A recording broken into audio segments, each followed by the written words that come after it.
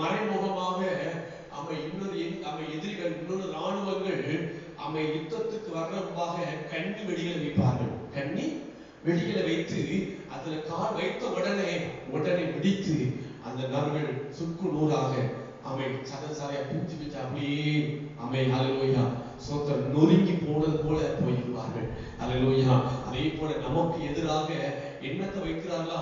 குழியை தோன்றார்கள், இரண்டாவது கண்ணி வைக்கிறார்கள், வலை கண்ணியை வைக்கிறார்கள். அல்ல மறைமுகமாக இது எல்லாம் கர்த்தர் நம்மளை தப்பு வைத்து நம்மளை காப்பாற்றுற ஒரு தேவன் உண்டு. அல்லேலூயா. மிருகத்தை பிடிக்கிறதுக்கும் யானை பிடிக்கிறதுக்கும் பல கூண்டுகள், வலையை, குழியை, யானை பிடிக்கிறதுக்கு பெரிய குழியை தோண்டுவார்கள். அது மேலே செய்வார்கள், சில சொல்லுவாங்க கம்புகளை அழித்து அதுக்கு மேல காஞ்சதை போட்டுட்டு அதுக்கு மேல பச்சை இலைகளை போட்டு அதை பிடிக்கிறதுக்கு அது குழியை விழணும், அதுக்கப்புறம் பிடித்துக் கொள்ளலாம்.